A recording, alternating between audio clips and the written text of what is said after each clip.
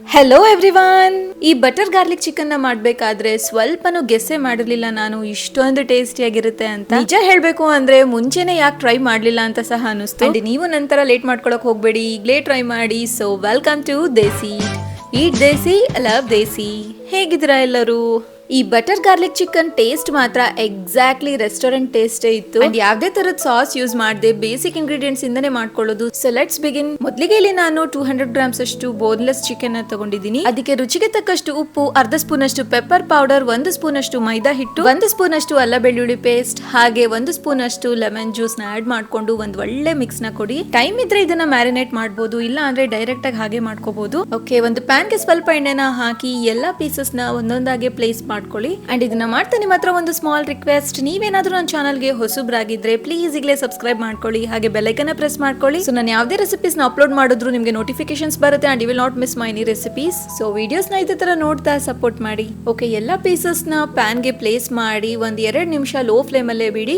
ಆ ನಂತರ ಎಲ್ಲವನ್ನೂ ಫ್ಲಿಪ್ ಮಾಡ್ಕೊಳ್ಳಿ. ಇದಕ್ಕೆ ಲಿಡ್ ಹಾಕೋ ಅವಶ್ಯಕತೆ ಇಲ್ಲ, ವಿತೌಟ್ ಲಿಡ್ ನೀವು ಇದನ್ನ ಬೆನ್ಸ್ಕೋಬಹುದು. ಸೊ ವಿತೌಟ್ ಲಿಡ್ ಮಾಡ್ಕೊಂಡಾಗ ಪೀಸಸ್ ಈ ತರ ಚೆನ್ನಾಗಿ ರೋಸ್ಟ್ ಆಗುತ್ತೆ, ಲೈಟ್ ಆಗಿ ಕ್ರಿಸ್ಪಿನೆಸ್ ಬರುತ್ತೆ. ಫ್ಲಿಪ್ ಮಾಡ್ಕೊಂಡಿದ ನಂತರ ಮತ್ತೆ ಒಂದ್ 2 ರಿಂದ 3 ನಿಮಿಷ ಲೋ ಫ್ಲೇಮ್ ಅಲ್ಲೇ ಚೆನ್ನಾಗಿ ಬೆನ್ಸ್ಕೊಳ್ಳಿ. ಅಂಡ್ ಎರಡು ಸೈಡ್ ಈವೆನ್ಲಿ ರೋಸ್ಟ್ ಮಾಡ್ಕೊಳ್ಳಿ.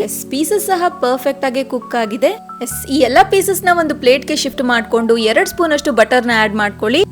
ಬಟರ್ ಮೆಲ್ಟ್ ಹಾಕ್ತಿದ್ದಾಗೆ ಇದಕ್ಕೆ ಫೈನ್ಲಿ ಚಾಪ್ ಮಾಡ್ಕೊಂಡಿರೋ 1 ಸ್ಪೂನ್ ಅಷ್ಟು ಬೆಳ್ಳುಳ್ಳಿ, ಹಾಗೆ 1 ಸ್ಪೂನ್ ಅಷ್ಟು ಹಸಿ ಮೆಣಸಿನಕಾಯಿನ ಹಾಕಿ ಒಂದ್ ಒಳ್ಳೆ ಮಿಕ್ಸ್ ನ ಕೊಟ್ಟು ಸ್ವಲ್ಪ ಬೆನ್ನಿಯೋಗ್ ಬಿಡಿ. ತುಂಬಾ ಕುಕ್ ಮಾಡ್ಕೊಳಕ್ ಹೋಗ್ಬಿಡಿ, ಜಸ್ಟ್ ಒಂದ್ 30 ಸೆಕೆಂಡ್ಸ್ ಅಷ್ಟೇ. ಆನಂತರ ಇದಕ್ಕೆ ಒಂದ್ 4 ರಿಂದ 5 ಸ್ಪೂನ್ ಅಷ್ಟು ನೀರನ್ನ ಆಡ್ ಮಾಡ್ಕೊಳ್ಳಿ. ಹಾಗೆ 1 ಸ್ಪೂನ್ ಅಷ್ಟು ಮೈದಾ ಹಿಟ್ಟು, 1 ಸ್ಪೂನ್ ಅಷ್ಟು ಚಿಲ್ಲಿ ಫ್ಲೆಕ್ಸ್, ಅರ್ಧ ಸ್ಪೂನ್ ಅಷ್ಟು ಪೆಪ್ಪರ್ ಪೌಡರ್, ಸ್ವಲ್ಪ ಉಪ್ಪುನ ಆಡ್ ಮಾಡ್ಕೊಂಡು ಒಂದ್ ಒಳ್ಳೆ ಮಿಕ್ಸ್ ನ ಕೊಡಿ. ಸೊ ಕನ್ಸಿಸ್ಟೆನ್ಸಿ ಈ ತರ ಗಟ್ಟಿ ಆಗ್ಬಿಡುತ್ತೆ, ಹಾಗಾಗಿ ನಮ್ಗೆ ಸಾಸ್ ಕನ್ಸಿಸ್ಟೆನ್ಸಿ ಬೇಕಾಗಿರೋದ್ರಿಂದ ಇನ್ನು ಸ್ವಲ್ಪ ನೀರನ್ನ ಆಡ್ ಮಾಡ್ಕೊಂಡು ಕನ್ಸಿಸ್ಟೆನ್ಸಿನ ಅಡ್ಜಸ್ಟ್ ಮಾಡ್ಕೊಳ್ಳೋಣ. ಸೊ ಫೈನಲಿ ಈ ಕನ್ಸಿಸ್ಟೆನ್ಸಿ ಬರೋಕೆ ಒಂದ್ ಅರ್ಧ ಕಪ್ ಅಷ್ಟು ನೀರನ್ನ ಯೂಸ್ ಮಾಡ್ಕೊಳ್ತೀವಿ. ಈಗ ಫ್ರೈ ಮಾಡ್ಕೊಂಡಿರೋ ಚಿಕನ್ ಪೀಸಸ್ ನ ಇದಕ್ಕೆ ಆಡ್ ಮಾಡ್ಕೊಂಡು ಚೆನ್ನಾಗಿ ಕಂಬೈನ್ ಮಾಡ್ಕೊಳ್ಳಿ. ಅಂಡ್ ನಾನು ಆಗ್ಲೇ ಹೇಳ್ದಾಗೆ ಯಾವ್ದೇ ರೀತಿ ಸಾಸ್ ಯೂಸ್ ಮಾಡ್ತಾ ಇಲ್ಲ, ಯಾವ್ದೇ ತರದ ಫ್ಯಾನ್ಸಿ ಐಟಮ್ ಸಹ ಯೂಸ್ ಮಾಡದೆ ಮನೇಲಿರೋ ಸಿಂಪಲ್ ಇಂಗ್ರೀಡಿಯೆಂಟ್ಸ್ ಇಂದಾನೆ ಈ ಒಂದು ಒಳ್ಳೆ ಟೇಸ್ಟಿ ಆಗಿರೋ ಬಟರ್ ಗಾರ್ಲಿಕ್ ಚಿಕನ್ ನ ಮಾಡ್ಕೊಂಡಿದ್ದಾಯ್ತು.